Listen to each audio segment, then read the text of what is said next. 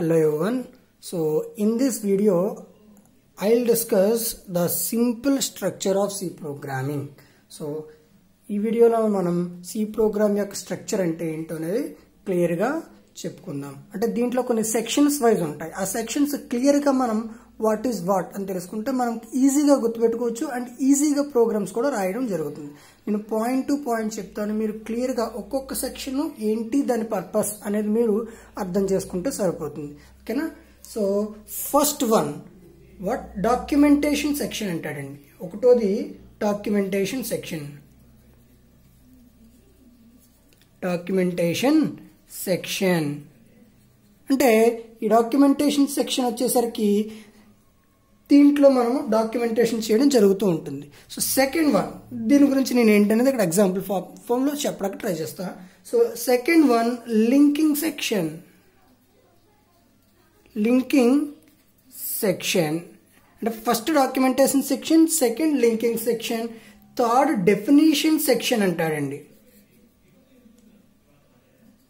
Definition section. So third తర్వాత fourth global variable declaration section. Global variable declaration section. So that's enough. అంటే ఈ 4 సెక్షన్లే ఉండేవా అంటే ఈ 4తో పాటు ఇంకొక 2 సెక్షన్లు కూడా ఉంటాయి. అవి ద మెయిన్ ప్రోగ్రామ్ అనమాట. అంటే ఈ ప్రోగ్రామ్ మనం ఎగ్జిక్యూట్ అవ్వాలి అంటే కనుక ఈ 4 సెక్షన్లు కూడా మనకి ప్రోగ్రాంలో కూడా ఉంటుంది. But first documentation section, second linking section, third definition section, fourth global variable declaration section and ఇక్కడ వచ్చేసరికి మెయిన్ అంటామండి. సో మెయిన్ ఇదే ప్రోగ్రామ్ మనకి సి ప్రోగ్రామ్. సో సి ప్రోగ్రాంలో అంటే ఇక్కడ రాస్తూ ఉంటాం, మెయిన్లో ఉన్నటువంటి కోడ్ మాత్రం మనం ఎగ్జిక్యూట్ చేసుకోవడం జరుగుతుందండి. సో మెయిన్లో వచ్చేసరికి 2 పార్ట్స్ ఉంటాయి. అవి ఒకటోది డిక్లరేటివ్ పార్ట్ అంటాడు. Declarative part and second one executable part. Executable part enough. అంటే ఇదే ప్రోగ్రామ్, ఈ ప్రోగ్రామ్ ని మనం ఎగ్జిక్యూట్ చేయడానికి ఈ 4 సెక్షన్లు కూడా మనకి సి ప్రోగ్రామింగ్ లో ఉంటుందండి. ఇది ప్రోగ్రామ్ కాదండి, గుర్తుపెట్టుకోవాలి. ఇది ఒక స్ట్రక్చర్ మాత్రమే చెప్తూ ఉన్నా. సి ప్రోగ్రామ్ యొక్క బేసిక్ స్ట్రక్చర్ ఇది మాత్రమే సి ప్రోగ్రాము. ఈ ప్రోగ్రామ్ మనకి ఎగ్జిక్యూట్ అవ్వాలి అంటే కనుక ఈ 4 సెక్షన్ల యొక్క పర్పస్ కూడా దీనికి ఉంటుంది. ఇక్కడతో అయిపోయిందా అంటే లేదు, ఇంకొక పార్ట్ కూడా ఉంటుంది. దాన్ని సబ్ ప్రోగ్రామ్ సెక్షన్ కింద మనం చెప్పుకుంటుంటాం. అంటే సబ్ ప్రోగ్రామ్ సెక్షన్ కూడా ఉంది. సబ్ ప్రోగ్రామ్ అంటే సార్ మనం చూస్తే ఇక్కడ వరకు ప్రోగ్రామ్ అన్నారు. ఈ ప్రోగ్రామ్ ఎగ్జిక్యూట్ అవ్వడానికి మనకి 4 సెక్షన్స్ ఉన్నాయి. But what is sub program section అంటే దీని యొక్క మనము ఫర్ ఎగ్జాంపుల్ మెయిన్ అనేటటువంటి ప్రోగ్రాంలో ఉన్నటువంటి కోడ్ ఇంకా లార్జ్గా ఉందంటే కనుక ఆ కోడ్ని మనం డివైడ్ చేసి ఈ సబ్ ప్రోగ్రామ్ సెక్షన్లో మార్చుకుంటూ మనం రాసుకుంటూ ఉంటుంటాం. దీన్నే మనము సబ్ ప్రోగ్రామింగ్ సెక్షన్లో రాసేటటువంటివి ఏంటి సార్ అంటే function 1 and function 2 and up to function n అని చెప్పుకోవచ్చు. ఫంక్షన్ ఎన్. ఈ ఫంక్షన్స్ ఏంటి సార్? ఫంక్షన్ అంటే యాక్చువల్గా మనం ఏం చెప్పుకుని ఉంటాం, నేను ఫంక్షన్కి వెళ్ళాను ఒక సమ్ ప్రోగ్రెస్ అంటే ఒక వే ఆఫ్ వర్క్ అనేది అక్కడ జరుగుతుంది. ఆ ఫంక్షన్ అంటే ఫంక్షనాలిటీ. ఫర్ ఎగ్జాంపుల్ నాకు మెయిన్లో ఒక ఫంక్షన్ కొంచెం కోడ్ లెంది అయిపోతుందంటే కనుక ఆ యొక్క కోడ్ ఏదైతే ఉందో ఎంటైర్ కోడ్ని తీసుకొచ్చి ఇక్కడ మనం కింద రాసుకుని ఉంటాం. దాన్నే ఫంక్షన్స్ కింద చెప్పుకుంటాం. ఈ ఫంక్షన్స్ అన్నింటినీ కలిపి మనము సబ్ ప్రోగ్రామ్ సెక్షన్లో చెప్తుంటాం. సబ్ ప్రోగ్రామ్ సెక్షన్లో కూడా ఇంకొక పేరుతో కూడా చెప్తూ ఉంటాం. దాన్నే user defined functions, UDF. Okay, user defined function. But main అనేది ఏంటి? మెయిన్ కూడా ఒక ఫంక్షనే. బట్ మెయిన్ అనేది actual heart of the function C ప్రోగ్రామ్కి. కానీ ఈ హార్ట్ ఆఫ్ ది ఫంక్షన్లో కొన్ని సబ్ ఫంక్షన్స్ ఉంటే కనుక ఆ సబ్ ఫంక్షన్స్ నేను డిఫైన్ చేస్తుంది యూజర్ డిఫైన్డ్ ఫంక్షన్స్లో చెప్పుకుంటూ ఉంటుంటాం. ఇది యాక్చువల్ సి ప్రోగ్రామ్ యొక్క స్ట్రక్చర్. ఓకే, ఇప్పుడు ఒక్కొక్క దాని గురించి నేను జస్ట్ ఒక వ్యూలో చెప్తుంటా. ఇది ఒక సింపుల్ సి ప్రోగ్రామింగ్ స్ట్రక్చర్ అండి. First documentation section, linking section, definition section, global variable declaration section. ఇవి 4 సెక్షన్స్. తర్వాత ఇది మాత్రమే ప్రోగ్రాము. మెయిన్ అండ్ మెయిన్లో వచ్చేసి 2 పార్ట్స్ ఉంటాయి. ఏంటనేవి కూడా మనం క్లియర్గా చెప్పుకుందాం నెక్స్ట్ వీడియోస్లో. అండ్ ఈవెన్ ప్రెసెంట్ వీడియోలో కూడా కొంచెం మనం టచ్ అప్ అనేది జరుగుతూ ఉంటుంది. You can please be concentrate. Sub program section అంటే ఈ ప్రోగ్రామ్ లెంత్ అయినప్పుడు మనం సబ్ ప్రోగ్రామ్ సెక్షన్లో రాసుకుంటాం. అవి విడివిడి ఫంక్షన్స్ కింద. అంటే మనం సింపుల్గా ఒక ఎగ్జాంపుల్లో చూసుకోండి. నేను మెయిన్ అనే ఒక సింపుల్ సి ప్రోగ్రామ్ రాసాను. ఆ ప్రోగ్రామ్ ఏంటి అంటే కనుక ఎడిషన్ ఆఫ్ 2 నెంబర్స్ అన్నారు. ఎడిషన్ ఆఫ్ 2 నెంబర్స్ ఒకటి రాశారు. అది చిన్నగా ఉంది కాబట్టి కోడ్ ఈ మెయిన్లో రాసేస్తాం. బట్ లెందీగా ఉందనుకోండి, నాకు యూజర్ అనేవాడు ఎలా అడిగాడంటే write C program for addition, subtraction, multiplication, division అన్నప్పుడు ఎడిషన్కి ఒక ఫంక్షన్ రాస్తాం, అది ఇది సబ్స్ట్రాక్షన్ ఇంకొక ఫంక్షన్, మల్టిప్లికేషన్ ఇంకొక ఫంక్షన్. ఆ యొక్క ఫంక్షన్ యొక్క ఇంప్లిమెంటేషన్ ఎక్కడ జరుగుతుంది, కోడింగ్ అనేది ఎక్కడ డిక్లరేషన్ అనేది ఎక్కడ జరుగుతుంది అనమాట. ఇది క్లియర్గా మనం చెప్పుకుందాం. బట్ ఇది సింపుల్ స్ట్రక్చర్. బట్ ఫస్ట్ మనం డాక్యుమెంటేషన్ సెక్షన్లో చూడండి. ఈ డాక్యుమెంటేషన్ సెక్షన్లో ఏమి ఉంటుంది అని చెప్పుకుంటే మనము documentation section consist of a title of a program. అంటే నేను సి ప్రోగ్రామ్కి పేరు పెట్టా, దాన్ని టైటిల్ అన్నా. Title of a program and నా పేరు పెట్టుకుంటా ప్రోగ్రామ్కి. C program is created by Shivaprasad or C program is created by someone.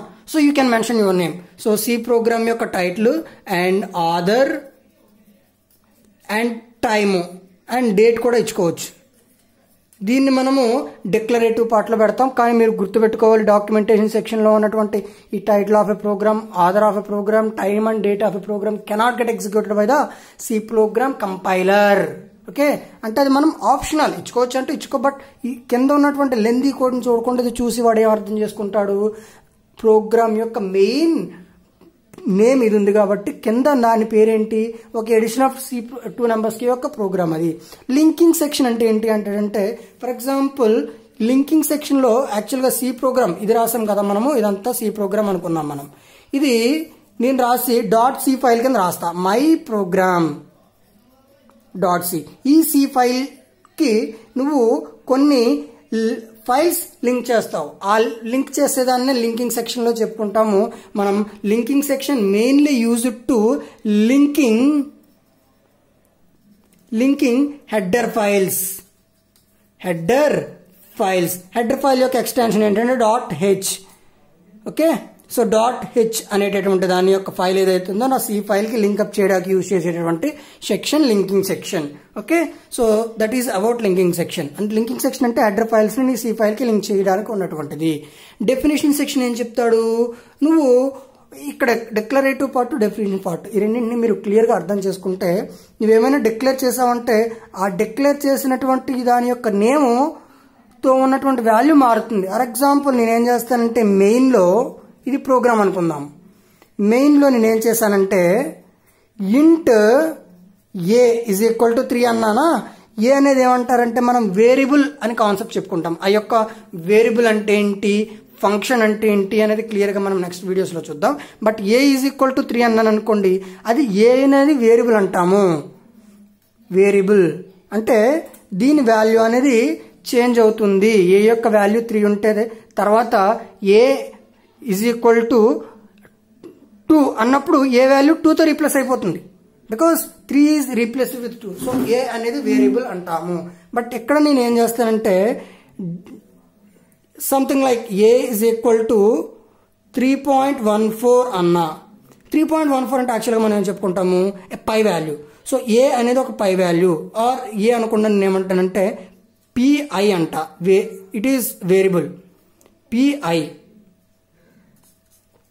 So pi value 3.14. The pi value cannot get changed అనుకున్నారనుకోండి ప్రోగ్రాంలో, మీరు ఇక్కడ డిఫైన్ చేసేయాలి. డిఫైన్ అంటే డిఫైన్ సెక్షన్లో యూజ్ చేసినటువంటి వేరియబుల్ యొక్క వాల్యూ ఫిక్స్డ్. బట్ డిక్లరేటివ్ పార్ట్లో మెయిన్ ప్రోగ్రాంలో ఉన్నటువంటి డిక్లరేటివ్ పార్ట్లో చేసినటువంటి వేరియబుల్ యొక్క వాల్యూ చేంజ్ అవుతుంది.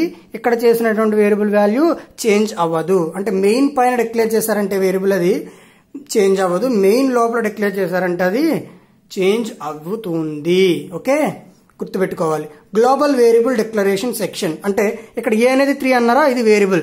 ఫర్ ఎగ్జాంపుల్ నేను ఇంట్ సి ఈజ్ ఈక్వల్ టు 39 అన్నాను అనుకోండి, ఇది వేరియబులే. బట్ ఇది డిఫైన్ అన్నారు, హ్యాష్ డిఫైన్ అంటామని మనం. డిఫైన్ అన్నారు, పై వాల్యూ 3.14 ఫిక్స్డ్. బట్ ఇంట్ సి అనేది వేరియబులే, కానీ ఇది సి వాల్యూ అనేది మెయిన్ లోంచి యాక్సెస్ చేసుకోవచ్చు. అండ్ ఈవెన్ ఇక్కడ మనం చెప్పుకున్నాము సబ్ ప్రోగ్రామ్ సెక్షన్ అనుకున్నాం కదా, అంటే ఈ కింద ఎంటైర్ మెయిన్ లోంచి యాక్సెస్ చేసుకోవచ్చు. ఇంకేమైనా ఫంక్షన్స్ ఇంప్లిమెంట్ చేసి ఉంటే కనుక అక్కడి నుంచి కూడా మీరు యాక్సెస్ చేసుకోవచ్చు అన్నట్టు. ఓకేనా? So C is a global variable, A is a local variable. అంటే మనం క్లియర్ గా చూస్తే సి అనేది మెయిన్ పైన డిక్లేర్ చేసాం కాబట్టి ఇది గ్లోబల్ వేరియబుల్. అంటే global variables can be accessed throughout the program and whereas local variables can be accessed within the program itself. ఇది ప్రోగ్రామే మనకి. బట్ సబ్ ప్రోగ్రామ్ అన్నారు. సబ్ ప్రోగ్రామ్ అంటే ఫంక్షన్ 1, ఫంక్షన్ 2, ఫంక్షన్ 3. అది మీరు మీ యొక్క user defined functions అనొచ్చు. అంటే నేను మెయిన్ అనేది ఎలా అయితే క్రియేట్ చేశాను, ఫర్ ఎగ్జాంపుల్ యాడ్ యాడ్ అనేటటువంటి ఫంక్షన్ నేను క్రియేట్ చేస్తున్నా. మెయిన్ అనేది ఎలా అయితే క్రియేట్ చేసుకుని ఉన్నాడో అలాగే నేను యాడ్ అనేది క్రియేట్ చేస్తా. యాడ్ అని ఏమంటానంటే ఇంట్ ఏ ఈజ్ ఈక్వల్ ఏ అనకూడదు, మనం ఆల్రెడీ క్రియేట్ చేసిన వేరియబుల్ మళ్ళీ క్రియేట్ చేస్తే సంథింగ్ లైక్ అవే ఛాన్స్ ఉంటుందని చేసిన ఓవర్ రైట్ అవుతుంది. నేను ఇక్కడ ఫంక్షన్ ఇంప్లిమెంట్ చేస్తున్నాను something like X is equal to 30 and int Y is equal to 20 అన్న. Int Z is equal to X plus Y అంట. సో ఇది నేను ఇంప్లిమెంట్ చేసినటువంటి ఫంక్షన్. అంటే ఈ ఫంక్షన్ ఇక్కడ మీరు కాల్ చేయాలి. ఇది కాల్ చేస్తే ఇక్కడ నుంచి మీరు కాల్ చేస్తే అది కాల్ అవుతుందండి. అంటే యాడ్ అన్నారా, సో మెయిన్ లో ఏదైతే ఉందో సమ్ కోడ్ అనేది ఎగ్జిక్యూట్ అవుతుంది. ఇది తర్వాత ఈ ఫంక్షన్ కాల్ చేశారు కాబట్టి ఎక్కడ ఉంది అనేది కాలింగ్ ఫంక్షన్ అంటారు. ఇది పిలుచుకుని ఈ ఫంక్షన్ ఇంప్లిమెంట్ చేస్తుంది. నాట్ ఓన్లీ యాడ్, అలా ఎన్ని ఫంక్షన్స్ కావాలి దాని ఫంక్షన్స్ మనం యాడ్ చేసుకోవచ్చు అండి. అంటే సింపుల్ గా మనం గుర్తుపెట్టుకోవాల్సింది ఏంటంటే ఇది సింపుల్ సి ప్రోగ్రామింగ్ స్ట్రక్చర్. అంటే మీరు ఈ పక్కన ఏదైతే ఉందో రెడ్ కలర్ తో ఉన్నది నేను ఎగ్జాంపుల్ ఓరియంటేషన్ లో చెప్పడం జరిగింది. బట్ ఇది మాత్రమే స్ట్రక్చర్. ఈ స్ట్రక్చర్ ని చూస్తే documentation section consisting of title of a program, author of a program and date and time of a program. Linking section లో ఏమంటాయంటే సి ప్రోగ్రామ్ కి కొన్ని హెడర్ ఫైల్స్ లింకప్ చేస్తాము. ఆ హెడర్ ఫైల్స్ ని .h ఫైల్స్ తో మనము ఈ లింకింగ్ సెక్షన్ లో మాత్రమే చేయాలి. డెఫినేషన్ సెక్షన్ అంటే ఈ వాల్యూ చేంజ్ అవ్వదు, ఫిక్స్డ్.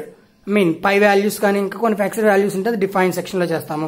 గ్లోబల్ వేరియబుల్ అంటే ఈ వేరియబుల్ ని మనము త్రూ అవుట్ ద ప్రోగ్రామ్ అంటే మెయిల్ నుంచి యాక్సెస్ చేయొచ్చు, సబ్ ప్రోగ్రామ్ నుంచి యాక్సెస్ చేయొచ్చు. బట్ అదే నువ్వు లోపల డిక్లేర్ చేశారంటే డిక్లరేటివ్ పార్ట్ అన్నప్పుడు ఈ సెక్షన్ ఏదైతే ఉందో అది విత్ ఇన్ ద ప్రోగ్రామ్ మాత్రమే యాక్సెస్. అంటే ఫర్ ఎగ్జాంపుల్ ఏ వాల్యూ 3 అన్నారా, ఇది మీరు యాడ్ లో యాక్సెస్ చేయలేరు, బట్ సి వాల్యూ యాడ్ లో యాక్సెస్ చేయగలరు. Like this and okay. It is just simple C programming structure. In detail గా మనం ఈ యొక్క సి ప్రోగ్రామ్స్ అండ్ దీంట్లో ఉన్నటువంటి డిఫరెంట్ కాన్సెప్ట్స్, వేరియబుల్ అన్నాను, local variable, global variable and some functions అంటే ఏంటి, ఇలాంటి కాన్సెప్ట్స్ నెక్స్ట్ క్లాస్ లో చెప్పుకుంటాము. నెక్స్ట్ వీడియోలో చెప్పుకుంటాము.